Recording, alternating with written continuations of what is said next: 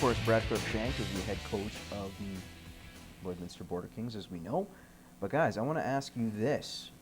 Eliminate yourself from that position. Put yourself in the front office. Same thing with you, Greg. I know you're a GM, but let's say you're the president of this franchise that you have going on. Who would you rather have as your head coach? Dan Bylsma, who's done a very successful job out in Pittsburgh, will be Team USA's head coach going to the Olympics, or Mike Babcock, of course, coach with the Red Wings, has won a cup, as well as a gold medal in 2010 as the coach for Team Canada. Boys, who do you rather have? And we'll start with you, Brad. That's a tough question because it's, you know, it's one way or the other. I think if it's someone you're going to have to, being as a president, and you're going to have to deal with them on a daily basis, I think I'd much rather hang around Dan than Mike.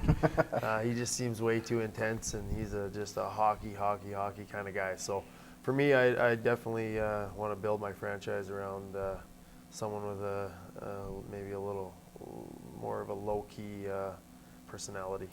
I know Mike's married a Lloyd girl. His in-laws watch a lot, and I know their in-laws very well, so Mike. Just keep it. Yeah, exactly. Yeah. So at least you stay in their good graces. When I see Mike this summer, at least I'm in his good graces. Yeah, exactly. Because if you went against the grain and chose Dan, chances are you wouldn't be getting a Christmas card from the Babcocks. Yeah. All right, guys. All right, that was very interesting. It's a little tough. I'll tell you what, this one might be a little tough for you guys as well. Now, we're going to talk about the NHL trade deadline coming up, of course, in a month's time.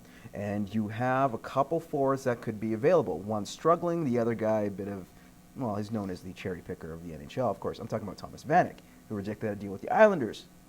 Now, who would you rather have in this scenario? Devin Setaguchi or Mr. Thomas Vanek? That's really tough. That is a tough question.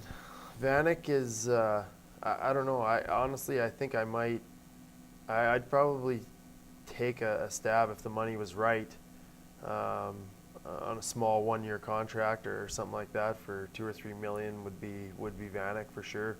He's just got a little more, maybe a little more left in the tank, and then just a little more skill than Setaguchi. Setaguchi's had some good years. He was, you know, real good with Heatley there and those guys in San Jose, but it's kind of just faltered off the radar there a little bit. So I would take a short-term gamble on Vanek.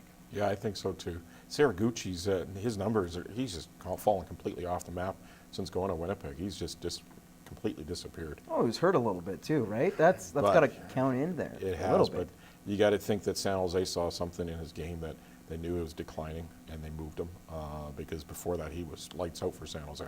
So I would say Thomas Vanek, because even if you go from now until the end of the season, if you're looking at a rental, probably Vanek's not a bad rental. All right, we'll see what happens next month. There's a lot of things going on, of course, in the NHL. Plus, of course, we've got a lot of great hockey coming up in the next few weeks. We're going to take another timeout. When we come back, Brad will have a chance to sound off.